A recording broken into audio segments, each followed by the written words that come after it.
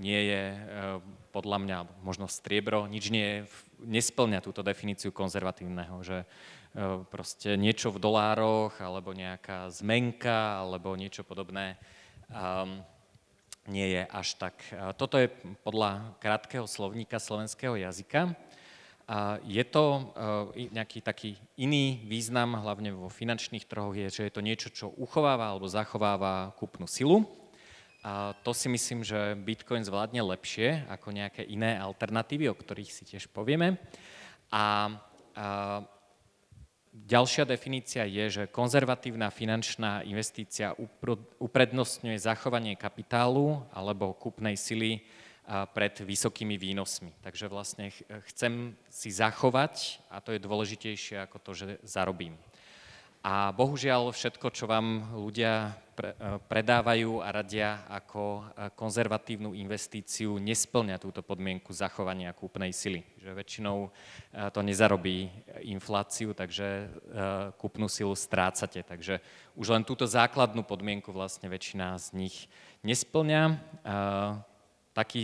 Taká základná vec, čo môžem spraviť, je zobrať si lokálny shitcoin, s tým emoji hovienka, a lokálny shitcoin eura môžem mať v hotovosti a vložiť si ich do vankúša a vtedy mám istotu straty kúpnej sily. Prečo istotu? Každá centrálna banka má niečo, čo sa volá inflačný cieľ, to znamená, je to cieľ, že koľko by mala daná fiat mena strácať na hodnote. Nikde na svete neviem o tom, že by mala centrálna banka cieľ 0%, to znamená zachovanie kúpnej sily, a to božne defláciu alebo negatívny cieľ. Takže ak centrálna banka splní to, čo sľubuje, čo je jej cieľ, ktorý je oficiálne deklarovaný, tak vloženie tej fiat meny do vankúša nie je konzervatívna investícia, lebo vám nezachová kúpnu silu. Máte istotu straty kúpnej sily. V skutočnosti samozrejme 2% inflačný cieľ nespĺňa skoro žiadna centrálna banka. Teraz určite nie. Už sme boli v dvojciferných číslach inflácie, neviem, aká je teraz. Eurá na termínovanom vklade vám urobia asi 3%, čiže istota straty kúpnej sily tam asi bude. Mimochodom, tu je trošku problém v tom, že porovnávame dve čísla, ktoré síce sú denominované v percento PA, ale znamenajú niečo iné. Pretože keď sa pozriem, aká je inflácia, tak to hovorí o tom, že koľko tie peniaze už stratili na hodnote v minulosti.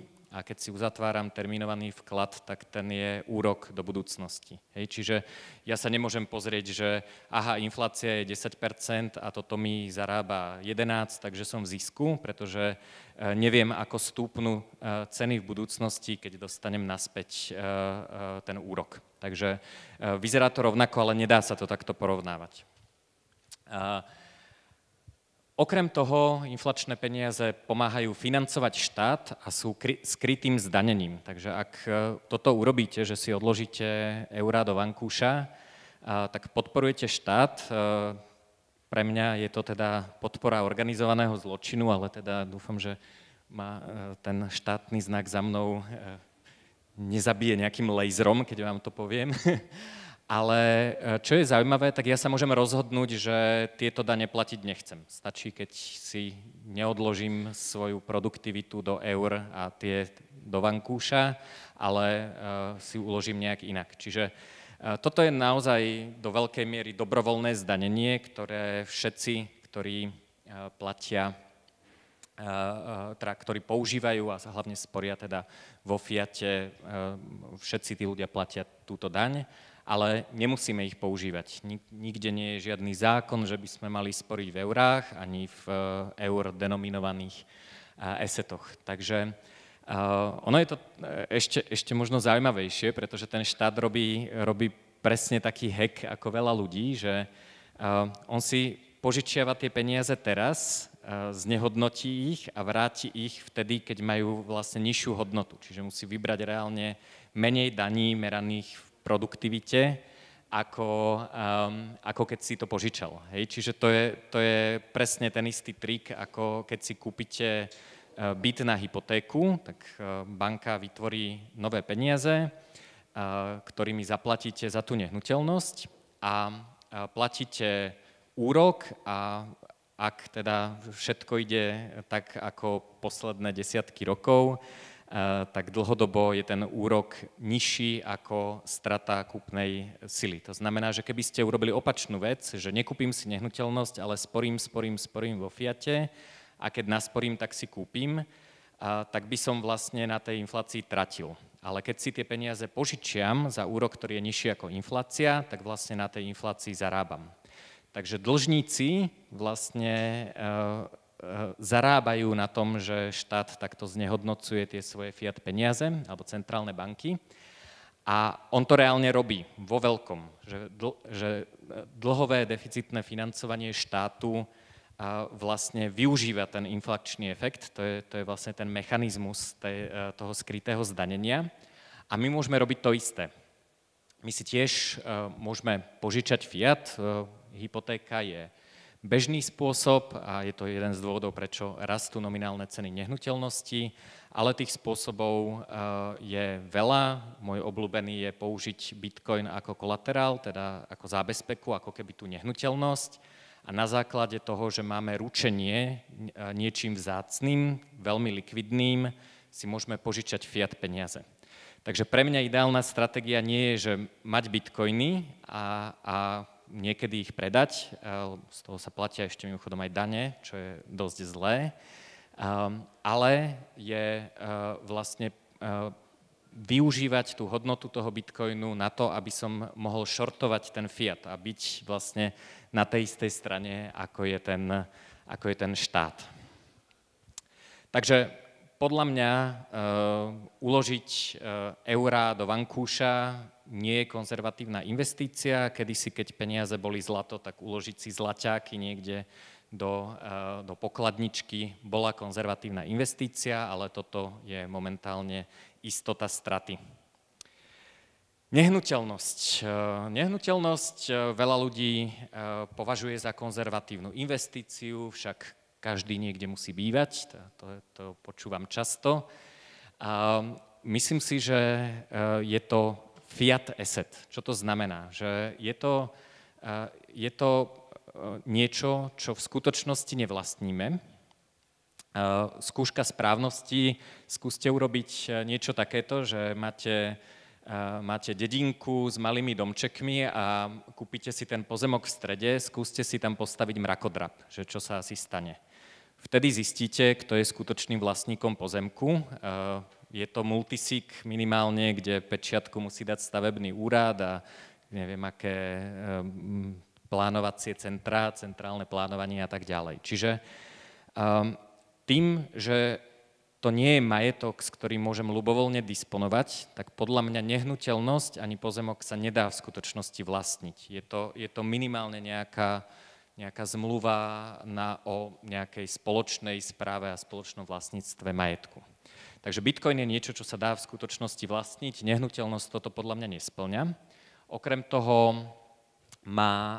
je to vlastníctvo zapísané v nejakej štátnej databáze, ktorú u nás voláme kataster nehnuteľností a kadekto má k nej privátne kľúče, môže to editovať, môže prísť nejaké súdne rozhodnutie, exekútor a tak ďalej a sú vlastne tretie strany, ktoré môžu robiť zmeny v tej databáze, aj keď to ja nechcem.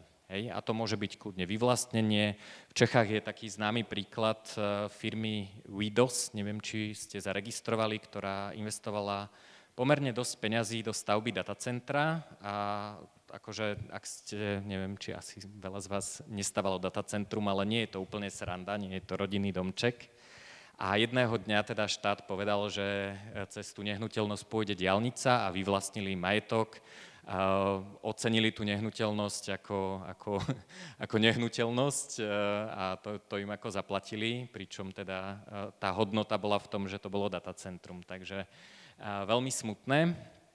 Takže jednak to nemôžete sa spoľahnúť na to, že o to neprídete. A nemôžete sa spoľahnúť na to, že môžete robiť renovácie, môžete to zhodnocovať, ako chcete vy. Okrem toho, nehnuteľnosť je likvidná len dokým nie je. To znamená, že pomaly to rastie a potom to okamžite môže spadnúť. Prečo? Môže sa stať čokoľvek. Ak ste mali rodinný domček v Kieve, tak momentálne asi nie je až tak hodnotný a hlavne teda je dosť problém vôbec realizovať nejakú finančnú transakciu alebo predaj tej nehnuteľnosti. Tá ilúzia rastu hodnoty nehnuteľnosti je taký čarovný trik bankárov. Keďže tie peniaze momentálne vznikajú do veľkej miery ako úver v komerčnej banke, to znamená, že keď vám banka požičia peniaze, tak ona ich nemá niekde inde, že to nepochádza to primárne z úspor. Keďže sme v systéme frakčného bankovníctva, tak tie peniaze fiat, nech sa stanú, sa zrazu objavia na vašom účte spolu s vašim záväzkom splatiť ich naspäť. Čiže ako v účtovnej knihe to sedí ako nula, ale sú to novovzniknuté peniaze. No a keďže veľmi veľa peňazí vzniká takýmto spôsobom, nehnuteľnosti sú drahé a väčšina ľudí ich financuje cez úvery, pretože sa tá nehnuteľnosť dá ľahko použiť ako zábezpeka, tak vlastne veľa z tých nových peňazí tečie do tých nehnuteľností. Čo to znamená? Že ceny nehnuteľností stúpajú, ale je to vlastne len trik v tom, že to sú tie nové peniaze, ktoré idú ako prvé do tých nehnuteľností. Že to nie je, že tomu rastie reálna hodnota, ale že všetky tie nové peniaze, alebo teda nie všetky, veľa z tých nových peňazí sa nalieva do tých nehnuteľností. Takže to, čo vidíme na grafe, že nehnuteľnosti rastú, je klesanie hodnoty fiatu, nie nutne rast hodnoty nehnuteľnosti. Volá sa to aj Cantillon efekt. Nehnuteľnosti často aj strácajú na hodnote, čiže nespĺňa to podľa mňa podmienku konzervatívnej investície. To, že každý niekde musí bývať, nehovorí o lokálnej ponuke a lokálnom dopyte. Napríklad počas pandémie veľa ľudí zistilo, že keďže nemusí chodiť do ofisu, tak nemusia bývať ani v drahom centre mesta, kde ten office je, ale môžu si kúpiť takúto dodávku a pracovať niekde pred vodopádu. Mimochodom, dodávky takéhoto typu, ja som teda tiež takú nejakú kupoval, dosť vzrástli na cene a boli dosť nedostupné, pretože toto si povedalo naozaj veľa ľudí. Čiže áno, každý niekde musí bývať, ale nie každý musí bývať v centre Bratislavy, kde ste si vy zrovna kúpili investičný byt. Takže treba sa pozerať aj na tie lokálne fluktuácie. Okrem toho, mimochodom, vymierame, takže to, že každý niekde musí bývať, neznamená, že je stále viac ľudí, ktorí potrebujú nehnuteľnosti. Po tom covide sú teda zmeny životných štýlov, že ľudia si vyskúšali, že vedia nejako inak fungovať a niektorým ľuďom to vyhovuje a naozaj cestujú alebo prešli na digitál nomad štýl a podobne. A ďalšia vec je, že nehnuteľnosti nie sú trvácne. Je potrebná údržba, pokazí sa záchod, tečie strecha a tak ďalej. Čiže to nie je, že ja si niečo kúpim a teraz do nekonečna na tom zarábam a čakám, kedy to pôjde to the moon, ale je to niečo, čo je vystavené nejakej strate hodnoty a 50-ročná nehnuteľnosť má hodnotu len preto, že ju niekto môže zbúrať a postaviť tam niečo normálne. Takže entropia vyhráva. Dobre, tak poďme na akcie. Akcie už určite sú konzervatívna investícia, firmy produkujú hodnotu. Keď si pozriete S&P 500, nevidno to až tak dobré, ale v zásade akože to the moon, snáď nie back. Problém tohto grafu, S&P 500 sú akcie 500 najväčších amerických firiem v nejakom indexe, takže je to nejaký odraz akciového trhu, kde nemusíme rozmýšľať o tom, že či si kupujeme Apple, alebo Nvidiu, alebo Teslu, ale investujeme vlastne celkovo do nejakej kapacity firiem produkovať zisk, zarábať peniaze. No, čiže ide to to the moon, takže vyzerá to super. Zase je to ilúzia účtovnej jednotky, keď si pozrieme koľko stojí akciový index v gramoch zlata, tak sme od roku 2006 na tej istej sume, ako sme začali, čiže sme za celý čas nič nezarobili. A prečo v gramoch zlata? Pretože to nemôžu centrálne banky tlačiť, takže je to lepšia mierka, lepšie pravítko hodnoty ako samotné doláre. No samozrejme dve pripomienky, dúfam, že každého z vás napadli, že prečo som si vybral zrovna tento graf. Tak si vyberme ešte jeden graf, ktorý je dlhší, takže tento je od roku 1950 a sme cca jemne pod úrovňou roku 1970, kedy sme prešli celosvetovo v 71 na Fiat štandard. Takže za posledných, neviem koľko, 60, dajme tomu, rokov akcie vlastne nič nezarobili. No, druhá pripomienka, ktorá každého napadne, že jasné, ale akcie firmy vyplácajú dividendy a tie tam nie sú zarátané. Áno, nie sú. Tu sú zarátané, toto nevidno až tak dobre, ale je to teda total return a sme niekedy na úrovni 2000, ani nie 2003, v 97. v zásade mali akcie rovnakú hodnotu, ak zarátame aj tie dividendy, ktoré tie firmy vyplácali. Takže tu samozrejme veľa ľudí namietne, že investícia je vlastne niečo, čo by malo produkovať cash flow. Hej, nehnuteľnosť produkuje nájom, akcia produkuje zisk tej firmy, čo je správna pripomienka, ale je to veľmi drahý spôsob, ako sa dostať k zisku a v skutočnosti to ľudia nerobia. V skutočnosti tie akcie používame ako útek pred fiatom a nie ako investovanie do kapacity firmy produkovať zisk. Zase, vlastníctvo je v databáze brokera, takže zase nejakí rôzni ľudia majú edit právo. Mimochodom, ak zomriete a máte tých akcií celkom dosť, tak Američania spustia super fičúrku, ktorá sa volá zrážková daň a vaši dedici dostanú menej, takže tam pozor. Hodnota akcie veľmi zásadne závislá od úrokovej miery a od hodnoty dolára. Celé je to denominované v dolároch, zarábajú doláre, teda keď sa bavíme o S&P. A je to veľmi drahý prístup k zisku.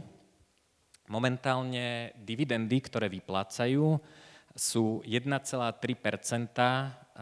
ročne z hodnoty akcie. Hej, čiže toto je, ak sa bavíme o tom, že je to kapacita generovať zisk, tak terminovaný vklad na retailovom účte vám momentálne dá viac peňazí ako zisk firiem, ktoré vyplácajú ako dividendu.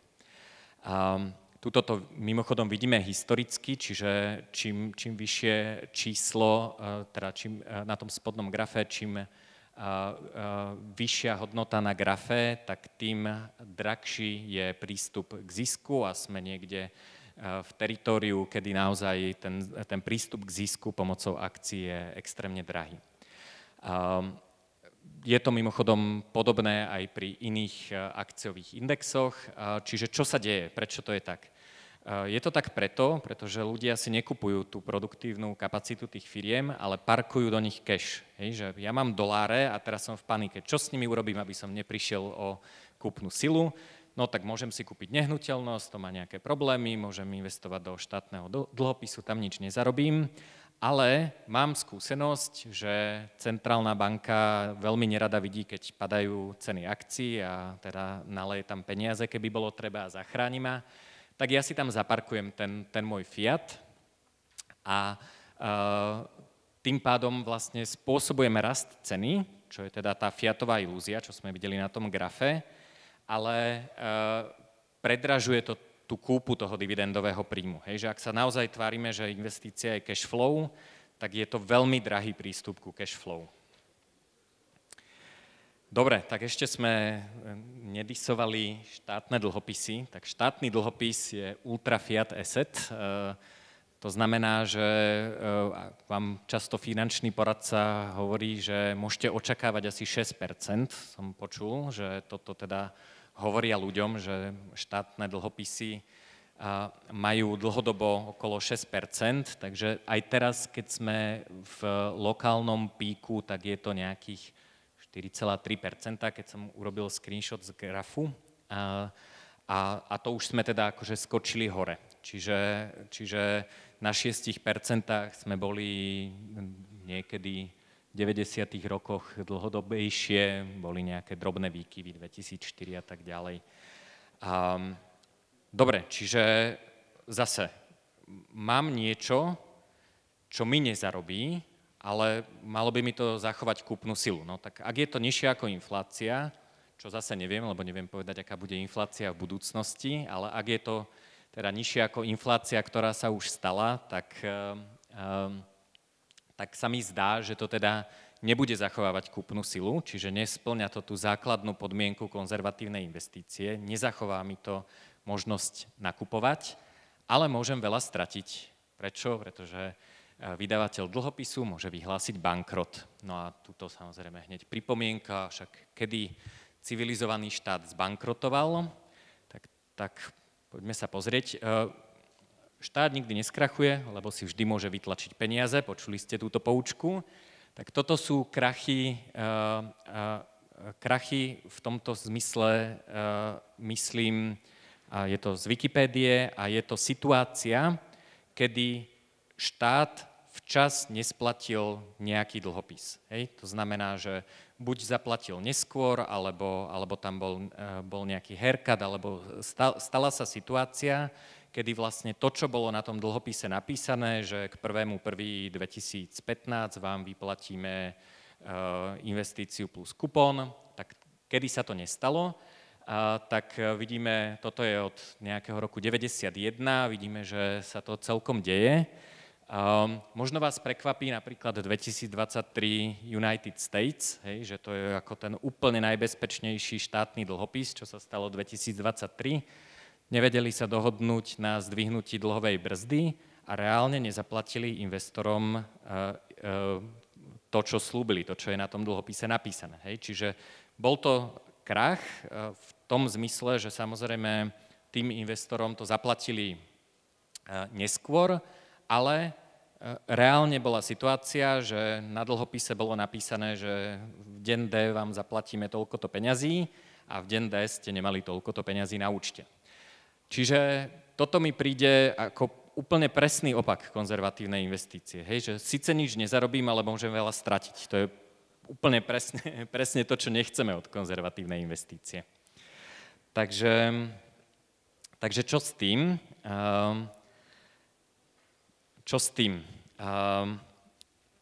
Ešte by som povedal, že všetci špekulujeme.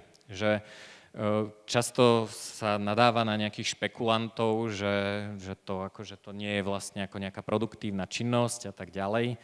Ale všetci každý deň špekulujeme. Keď si kúpim auto, tak špekulujem na to, že tá hodnota do života, ktorú mi to auto prinesie, bude vyššia ako peniaze, ktoré za to zaplatím a respektíve ako druhá vec, na ktorú by som tie peniaze mohol použiť. Čiže všetci sme stále špekulanti. Špekulanti nie sú zlé slovo, je to úplne bežná mentálna aktivita, ktorú robíme všetci každý deň a je to dobré, že ju robíme, že sa zamýšľame nad tým, že čo nám v živote prináša nejakú hodnotu.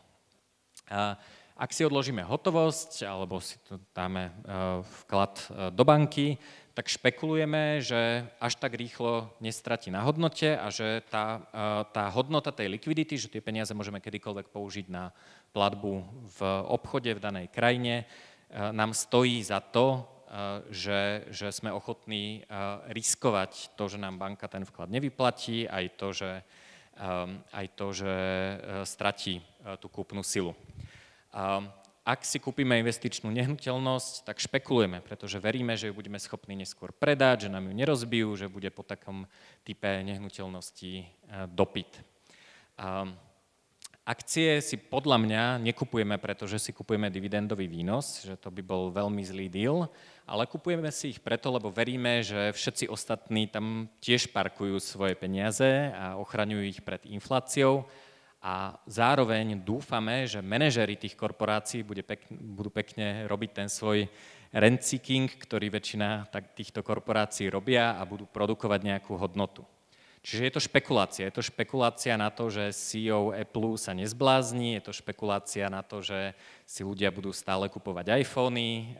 Stále špekulujeme, všetci. Je to mimochodom k tým korporáciám, keď som bol v Číne prvýkrát, tak som tam stretol takých nemeckých výskumníkov a pýtal som sa ich teda, že ako to tam funguje. Boli sme v takom menšom meste, čo teda na Čínu znamená, že malo asi 5 miliónov obyvateľov, ale ako maličké mestečko. A základná poučka, ktorú nám povedali ako prvú, užívajte si jedlo, je tu skvelé jedlo, bola to južná Čína, také podobné Laosu. A naozaj bolo skvelé jedlo, ale povedali, že nikdy sa nepozerajte do kuchyne.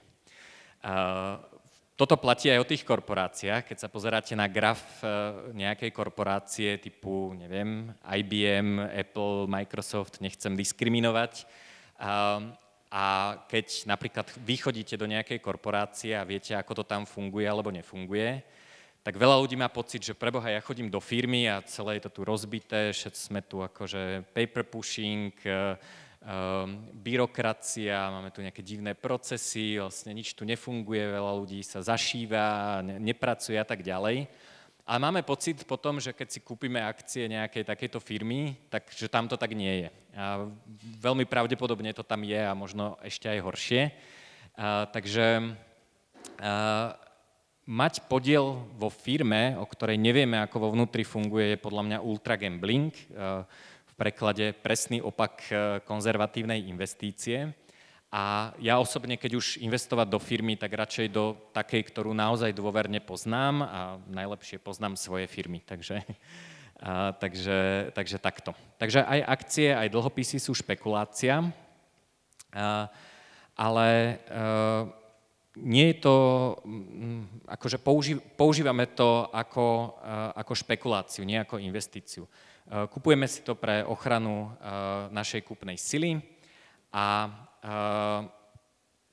tým pádom vlastne dôležitá vec ešte o tých korporáciách je, že oni tým, že sú kotované na burze, tak vedia urobiť magický trik, tiež si vedia vytlačiť peniaze. Vedia si vytlačiť peniaze tak, že vydajú akcie, ktoré použijú ako zábezpeku na úver, takisto ako si my vieme vytlačiť fiat peniaze, keď máme bitcoin. A to znamená, že oni prídu za bankou a povedia, dobrý deň, my sme tuto firma, neviem, vymyslím si Tesla,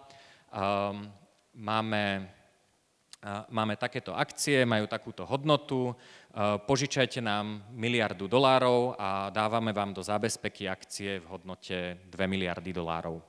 Čiže tie firmy vlastne vedia fungovať na tomto úverovom financovaní a veľmi často dlhodobo takto fungujú a prinášajú reálnu stratu. Uber za celú históriu svojej existencie len pár štvrť rokov vyprodukoval zisk a aj ten nevyplatil ako dividendu. Hej? Čiže akcie Uberu sú parkovanie kešu a vlastne zjednodušujú tým firmám sa financovať cez úvery. Takže veľký pozor, že čo si reálne kupujete. Takže aj Bitcoin a napríklad aj zlato je špekulácia, určite, ak si to kupujeme preto, že to bude mať v budúcnosti vyššiu hodnotu alebo nám to zachová kúpnu silu, tak áno, je to určite špekulácia, ale sú niektoré veci, ktoré vieme a ktoré u ostatných týchto špekulácií alebo investícií nevieme alebo nevieme garantovať. Prvá vec je, že ak vlastníme Bitcoin, to znamená, máme privátne kľúče, v tom najjednoduchšom prípade, tak ho naozaj vlastníme. To znamená, nikto nemá edit práva na knihu vlastníctva Bitcoinu, ak nevie poslať do siete platnú transakciu. Akcia sa nedá vlastniť, nehnuteľnosť sa nedá vlastniť, dlhopis sa nedá vlastniť, hotovosť sa dá vlastniť, môžete si ju obchať do vankúša, ale teda tam je iný problém. V Bitcoine to vlastníctvo má podľa mňa splňa definíciu súkromného vlastníctva a nie je to štátna definícia. Že keď štát povie, že niečo vlastním a keď bitcoinová sieť povie, že niečo vlastním, tak síce používame rovnaké slovo, ale je tam veľmi zásadný semantický rozdiel, čo znamená vlastniť bitcoiny. Ďalšia vec, ktorú vieme, že bitcoinov je a vždy bude najviac 21 miliónov, to nevieme ani u nehnuteľností, každý niekde potrebuje bývať, ale developeri nehnuteľností stavajú a množstvo ľudí, ktorí spĺňajú definíciu slova každý, klesá, keďže vymierame. A vieme, že do bitcoinu utekajú firmy a ľudia, aby sa ochránili pred touto fiat apokalypsou. To vieme, to sa momentálne deje, neznamená to, že sa to bude diať v budúcnosti, ale teraz to vidíme, či už cez ETF-ka, či už cez to, že ľudia získali šeky, ktoré počas pandémie vlády rozdávali ľuďom, aby teda prežili apokalypsu, tak veľa z tých ľudí spravilo to, že si za tieto peniaze kúpilo bitcoiny. To podľa mňa spôsobilo posledný all-time high. Takže, dobre, ale definícia, alebo jedna z tých definícií konzervatívnej investície hovorila o tom, že by sme ani nemali veľa stratiť. A ak ste v bitcoine dlhšie, tak asi poznáte zážitok kúpy bitcoinu a pozeranie sa na to, že teraz má tretinovú cenu. Ak toto nezažil, tak to ešte podľa mňa zažije. Takže toto vlastne tiež nespĺňa úplne tú konzervatívnu investíciu, že nezachováva to úplne minimálne krátkodobo kúpnu silu. A tak som si pripravil niečo, čo sa dá vyriešiť. Nazývam to, že lepší dlhopis, lebo to má tie správne vlastnosti dlhopisu bez toho rizika tej straty. Takže v tomto prípade robím, alebo ešte predtým, že Bitcoin je volatilný, ale tá volatilita sa dá veľmi ľahko skrotiť. Dokážete to urobiť aj vy. A skrotiť sa dá tak, že urobíte kombinovanú investíciu, že si nekúpite iba Bitcoin, ale máte dve veci, ktoré si môžete kúpiť a ako si to namodelujete, tak takú volatilitu ten výsledný produkt bude mať. A môžete si to spraviť sami doma, nemusí vám to nikto, žiadna inštitúcia alebo nejaký finančný mák urobiť. Takže v tomto prípade najprv si povieme, čo urobíme. Čiže na začiatku mám 10 000 eur, a urobím to, že za 10%, teda za 1 000 eur si kúpim bitcoiny a zvyšok 9 000 eur si nechám vo fiate, v eurách. Čiže mám bitcoiny, ktoré som si kúpil za 1 000 eur a mám 9 000 eur v hotovosti vo vankúši. Keď sa na túto špekuláciu pozerám ako na celok, tak čo sa mi môže stať?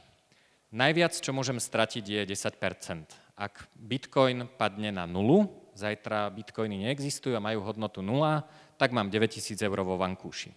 Hej, čiže najviac, čo môžem stratiť, je 10% alebo 1 000 eur. Čiže tu je príklad, ako sa to správa v nejakom čase. Ak by som to urobil 21. júla 2020, tak sa to vyvíja takýmto nejakým spôsobom. Niekedy je tam volatilita, ale je iba smerom hore v zásade. Že tá volatilita smerom dole, čo môžem stratiť, je veľmi malá a volatilita smerom hore nám asi nevadí.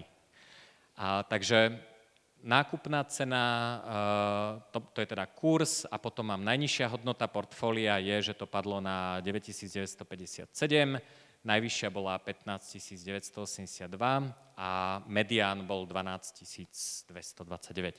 Samozrejme, toto bol jeden dátum, takže poďme sa pozrieť, čo sa deje, keď sú iné dátumy. Takže tu som spravil to, že som to kúpil 12. apríla 2021, kedy bol nejaký lokálny pík, čiže cena bitcoinu bola 50 584 a zase najnižšia hodnota portfólia bola 9304. Hej, že stále som neprerobil, stále som ultrakonzerva, stále sa hýbem v tom teritóriu a v tomto prípade som prerobil niečo menej ako 700 €.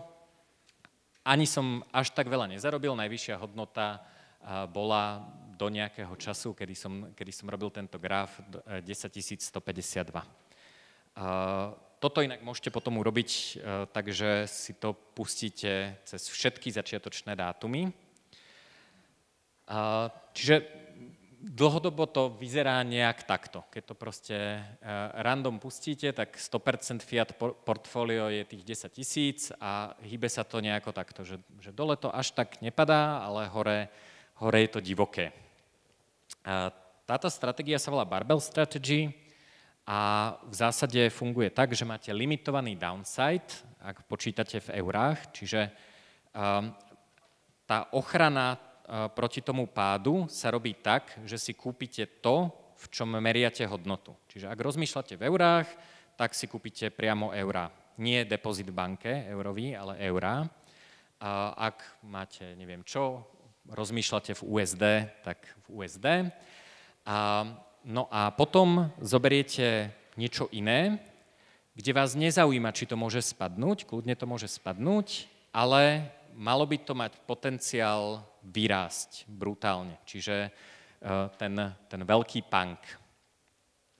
Čiže zloženie tohto si viete nakonfigurovať. Ak si kúpite bitcoiny za 20% fiatu, tak najviac prídete o 20%, ale ten upside sa vám zdvojnásobí oproti tomu pôvodnému portfóliu, kedy to bolo iba 10%. Čo tým chcem povedať? Väčšina ľudí rozmýšľa tak, že volatilita rovná sa vysoké riziko. A volatilita je niečo, s čím viete pracovať, čo si viete sa proti tomu poistiť, viete si to naštruktúrovať, vymyslieť tak, ako to vyhovuje vám. Čiže v tejto stratégii kombinovanej vlastne si vy určujete tú volatilitu a vy využívate to, že ten Bitcoin je volatilný. Hej, že nemusíte sa z toho stresovať, môžete sa z toho tešiť, keď je veľmi volatilný, tak sa tešíte, samozrejme každý bitcoiner, keď to padne, tak sa teší, lebo prikúpi a keď to stúpne, tak sa teší, lebo je bohatý, takže sa vlastne môžete tešiť stále. Samozrejme, keď chceme konzervatívnu investíciu, tak by sme mali eliminovať stres, že o niečo prídeme. Takže to je tá stratégia. Takže dá sa riadiť, dá sa proti nej poistiť, dá sa skrotiť. Nemusíme sa jej báť, stačí si ju uvedomiť a pracovať s ňou. Dá sa na nej jazdiť. Riziko bankrotu, štátneho dlhu, riziko pádu hodnoty meny, v ktorej rozmýšľame, krachu firiem, ekonomickej krízy a tak ďalej, veľmi ťažko zakalkulujete. Hej, že na urobenie tohto kombinovaného portfólia vám stačí kalkulačka a chvíľu sa zamyslieť, ale to, či Spojené štáty do 10 rokov zbankrotujú, alebo že či je bezpečné uložiť si peniaze v nejakej konkrétnej banke, veľmi ťažko viete a veľmi ťažko viete to riziko naceniť. Takže myslím si, že Bitcoin ako taký je investícia, schválne som použil investícia, nie špekulácia, pre konzervatívneho investora s dlhým časovým horizontom, ale keď nechcete až taký dlhý časový horizont, tak si to viete nakombinovať tak, ako to potrebujete a môže to byť aj ultrakonzervatívne. Čiže prečo? Máme potrebu šetriť bez straty kúpnej sily, môžeme to skutočne vlastniť. Bitcoin je nereplikovateľný shitcoinami, tých je nekonečne veľa a tam teda rátam aj štátne peniaze. Bitcoinery sú ultrakonzervatívni samotní. Hej, že keď sa rozprávate s nejakým bitcoinovým maximalistom, zo pár ich tu vidím a niekto navrhne, že mohli by sme zvýšiť počet bitcoinov alebo niečo podobné, tak sa začnú smiať a povedia jasné, goodbye. Moja nóda nikdy nebude akceptovať niečo takéto. Takže myslím si, že hodlovať bitcoiny samotné je konzervatívna stratégia, ak máte dlhý časový horizont. hodlovať bitcoiny a používať ich ako zábezpeku na shortovanie fiatu cez pôžičku je podľa mňa ešte lepšia a ešte konzervatívnejšia stratégia, čo veľa ľudí samozrejme, ak sa bojí margin callov, tak samozrejme treba tam uriadiť to riziko, ale dá sa robiť aj toto, pretože istota straty hodnoty fiatu tam je, centrálni bankári nám to sľubujú, že to budú tak robiť a všetky tieto reči o konzervatívnej investícii nielen pri bitcoine platia iba vtedy, ak neobchodujete, nečasujete trh, negamblíte, nepredpovedáte.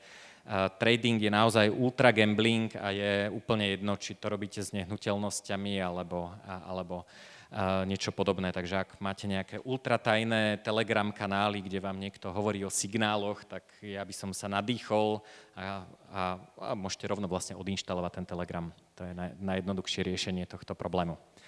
A ešte poviem jednu poslednú vec, a už sa mi aj kráti čas, ale že vraj môžem aj trošku dlhšie hovoriť, mi povedal pán vedúci, a že ak si kúpite bitcoin, tak si nekupujete len špekuláciu a nekupujete si len investíciu, ale participujete na niečom, čo sa volá morálna inovácia. A ten bitcoin nás vedie k niečomu inému, k nejakému inému rozmýšľaniu a k nejakej inej morálke, k nejakým iným zásadám života. Toto je veľmi pekný obrázok, nie som jeho autorom, ale hovorí sa, že kto má doma stoličky, tak shortuje bitcoin, takže ak máte doma stoličky, tak treba ich predať a kúpiť si ďalšie bitcoiny, takže správny bitcoiner má teda nejaký matrac, na ktorom môže spať, to je povolené, potom musí mať povinnú literatúru, ja by som tam dal radšej moje knižky, ale akože aj ten bitcoin standard sa dá nejako vydržať. Musíte sa pozerať na Michaela Saylora, ktorý vám rozpráva príbehy o tom, ako budete bohatí. Takže to je jeden pohľad. Ale čo to znamená? Že ten bitcoin, keď sa rozprávate s bitcoinermi, tak oni rozmýšľajú trochu inak a majú vlastne aj tie morálne zásady, ktorými sa riadia, sú trošku iné. Hej? Znamená to, že čo hovorí ten príbeh o tom, že kto má stoličky, je short bitcoin, hovorí o tom, že oddialenie spotreby, že OK, nemusím si kúpiť túto super cool, shiny vec, môžem si radšej usporiť a v budúcnosti to môžem použiť na niečo, čo chcem ešte viac ako tie stoličky alebo iPhone nový alebo niečo podobné. Čiže Bitcoin z dlhodobého pohľadu núti ľudí sporiť a núti ich rozmýšľať dlhodobo. Je to teda o časových preferenciách, či preferujem spotrebu teraz, alebo sporenie, alebo investovanie do produktivity a spotrebu neskôr. Zároveň je to podľa mňa najlepšia politická inovácia poslednej doby. Je to návrat veľkej časti moci naspäť do rúk ľudí. Že keď môžeme používať neštátne peniaze, tak už len to skryté danenie zmizne čarovným prútikom. Každý z vás to môže spraviť. Nemusíte čakať na parlament, kým presadí reformu, ale inflačnú daň môžete zo svojho života odstrániť tým, že pozbierate všetok špinavý fiat a vymeníte ho za bitcoiny a goodbye, štátne zdanenie, netýka sa vás. A cez infláciu teda. A máte, nielen vy, ale ľudia z celého sveta majú prístup k tvrdej mene. Množstvo ľudí má prístup iba k ultra shitcoinom. Teraz nehovorím nutne o eurách, akože eurá sú tiež dosť shitcoin, väčší ako doláre, menší ako paraguajské guarany, ale stále je to shitcoin. Ale sú ľudia, ktorí žijú v Afrike, v krajinách alebo v Argentíne, kde je proste taká inflácia, že tie peniaze sú nepoužiteľné. A zrazu majú prístup k finančnému systému, ktorý je síce paralelný, je neoficiálny, ale vlastne funguje oveľa lepšie. V Argentíne v zásade každý, aj ten najpresvedčenejší socialista, má minimálne peňaženku, v ktorej má stablecoiny dolárové, ak už nie bitcoin.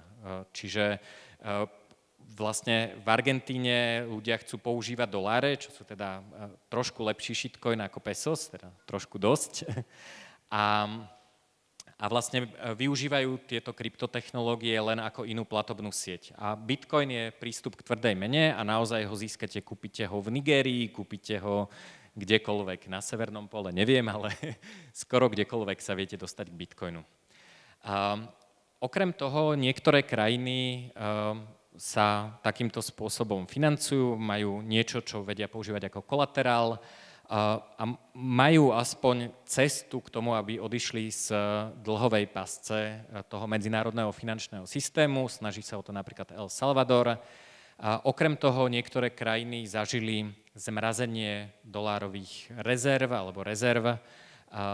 Napríklad posledne Rusko. Ja teda nie som veľký fanúšik ruskej štátnej moci, ale sú krajiny, ktoré si uvedomujú, že OK, tak toto ako nie je úplne OK, že používam ako rezervu niečo, čo mi môže nejaký iný štát len tak zobrať. A keď používajú bitcoiny, tak im tie rezervy zmraziť nemôžu, ale to isté platí aj pre nás. Ak my máme bitcoiny, tak nám ich nikto nezmrazí. Takže kúpou bitcoinu, to je môj sales pitch teraz, nie je to sales pitch na investíciu, ale je to sales pitch na zmenu nejakého morálneho uvažovania, predĺženie časového horizontu, zažitie si toho, že veci môžu fungovať na decentralizovanej báze a je to podľa mňa do veľkej miery zmena v hlave, nie je to len zmena číselka vášho majetku.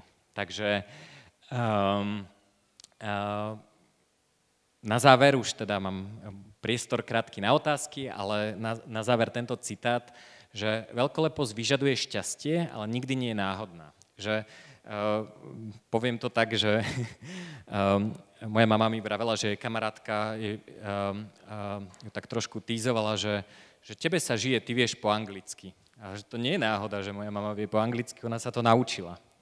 A sú ľudia, ktorí majú šťastie, lebo si kúpili bitcoin, ale to nie je náhoda. Oni to naozaj urobili, oni to riskovali, zamysleli sa nad tým a kúpili si ten bitcoin. Čiže na to, aby ste mohli mať šťastie, sa tomu šťastiu musíte vystaviť. Ono sa to nestane náhodou. Takže tak a ďakujem vám za pozornosť. Ďakujeme veľmi pekne, Juraj Bednár, Ďakujem. A jeho konzervatívne investovanie do bitcoinu.